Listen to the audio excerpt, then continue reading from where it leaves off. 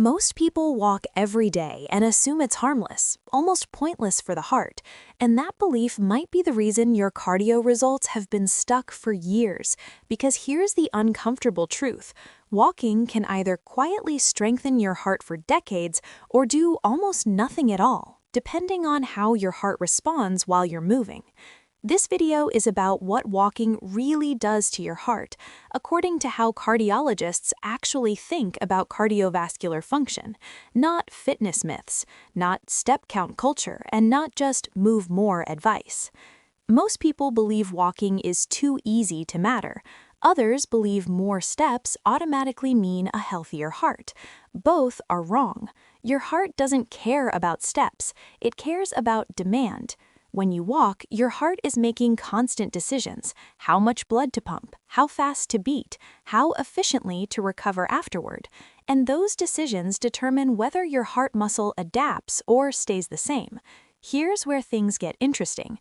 Two people can walk the same distance for the same amount of time at the same speed, and one gets measurable cardiovascular improvement while the other gets almost nothing. That's not genetics, that's not age, that's not motivation, that's mechanics. Cardiologists don't evaluate walking by how far you go.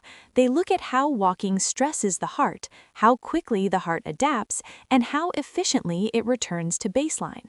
Walking isn't light cardio, it's a signal, and your heart either hears it clearly or ignores it completely.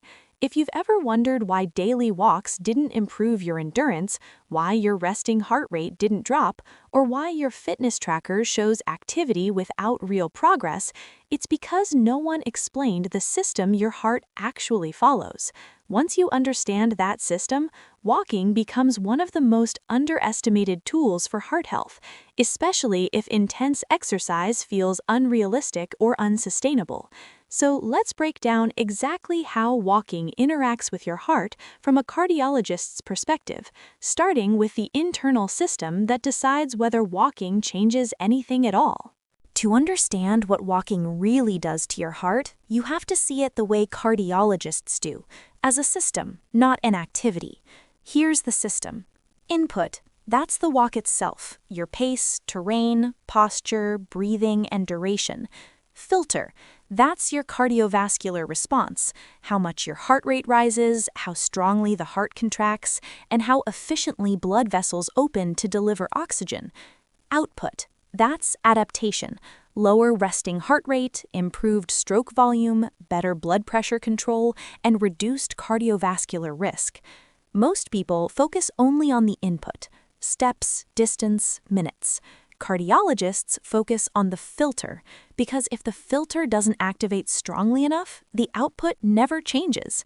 This is why walking can be powerful for one person and ineffective for another, even if the walk looks identical on the surface. Now, here's where research makes this crystal clear. One of the most cited long-term studies on walking and heart health comes from Harvard's Nurses' Health Study.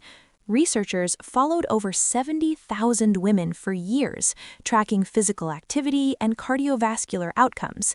What they found was striking.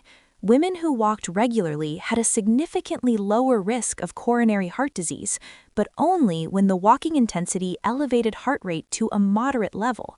Brisk walking, not casual strolling, was associated with roughly a 30 to 40% reduction in heart disease risk compared to sedentary individuals. Same activity, different heart response, massively different outcome. The key takeaway cardiologists emphasize isn't that walking burns calories or counts as cardio, it's that walking can challenge the heart enough to trigger structural and functional improvements, but only if the heart perceives the demand as meaningful. When walking raises your heart rate into a moderate zone, the heart adapts by pumping more blood per beat. Blood vessels become more elastic, blood pressure regulation improves, recovery becomes faster. When walking doesn't raise your heart rate enough, your heart simply maintains the status quo. This explains why slow, distracted walking often feels nice but changes nothing medically, and why intentional walking can rival more intense exercise for long-term heart health in many people. So the question stops being, is walking good for your heart, and becomes, what kind of walking forces the heart to adapt?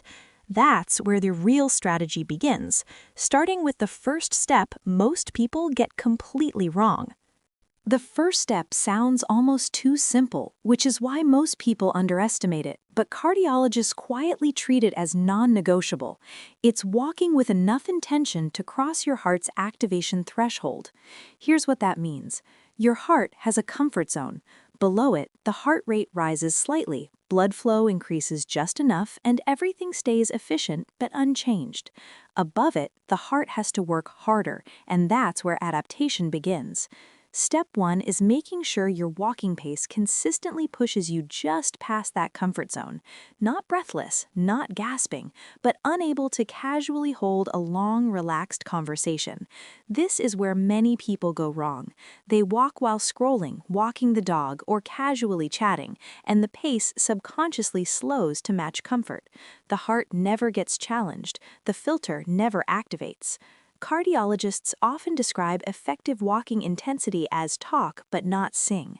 You can speak in short sentences, but singing would feel uncomfortable. That zone matters because it forces the heart to increase stroke volume, the amount of blood pumped per beat, rather than just beating faster, inefficiently. Here's the why. When walking reaches moderate intensity, the heart strengthens by learning to do more work with each contraction. Over time, this leads to a lower resting heart rate and improved endurance, even outside of walking. Without this intensity, walking remains movement, not training. So how do you apply this without gadgets or guesswork? Start by slightly exaggerating your arm swing. Lengthen your stride just enough to feel purposeful, not rushed. Breathe through your nose if possible, but notice when mouth breathing becomes necessary. That's often the edge of effective intensity. This isn't about speed on paper, it's about internal demand. Even a short walk becomes powerful when your heart is forced to adapt rather than coast. And once this threshold is crossed, something subtle but important starts to happen inside your cardiovascular system, something most people never notice, yet it determines whether walking builds resilience or drains energy. That invisible switch is what decides if walking strengthens your heart or quietly wears you down. That invisible switch cardiologists pay attention to has nothing to do with distance or speed. It's recovery. Not how fast your heart rate rises, but how quickly it comes back down. This is the part almost no one tracks, yet it's one of the strongest indicators of cardiovascular health. When you walk at the right intensity, your heart rate increases to meet demand, but the real adaptation signal happens when you slow down or stop. A healthy, well-trained heart drops its rate quickly. An unconditioned or overstressed heart stays elevated longer than it should. This is called heart rate recovery, and cardiologists use it as a window into how well your autonomic nervous system is functioning. Here's why it matters. Walking that challenges the heart but allows fast recovery improves parasympathetic tone, the system responsible for calming the heart, lowering blood pressure, and reducing long-term cardiovascular strain. Walking that is too easy doesn't stimulate adaptation. Walking that is too hard, too often, delays recovery and increases stress hormones. The sweet spot is where your heart rate drops noticeably within the first minute after you slow down. This is why intentional pauses matter. Instead of walking non-stop at a flat pace, cardiologists often recommend slight fluctuations, gentle hills, brief pace increases, or planned slowdowns. These small variations teach the heart to accelerate and decelerate efficiently, which directly translates to lower cardiovascular risk. Here's how to apply this without overthinking it. Every few minutes, slightly increase your pace for 20 to 40 seconds, then return to your normal brisk pace, and notice how quickly your breathing and heart rate settle. If recovery feels smooth and fast, you're in the adaptation zone. If it feels strained or sluggish, the intensity is too high. This step flips walking from passive activity into active cardiovascular training, and once recovery improves, the heart becomes more resilient, not just during walks, but during daily stress, sudden exertion, and aging itself. But there's still one factor that determines whether all of this compounds into long-term heart protection or fades into short-term effort. This final step is what cardiologists quietly prioritize when they prescribe walking, and it's the difference between temporary benefits and lasting change. This is the biggest secret most people never hear about walking and heart health. And it's the reason cardiologists trust walking far more than extreme workouts for long-term protection. Consistency of cardiac signaling beats intensity spikes. In simple terms, your heart adapts best when it receives the same meaningful signal again and again without excessive stress. Step 3 is walking often enough that your heart recognizes the pattern, not once in a while, not only on weekends, but frequently enough that the cardiovascular system expects the demand. Here's what's happening inside the heart. Every time you walk at the right intensity and recover well afterward, the heart slightly remodels itself.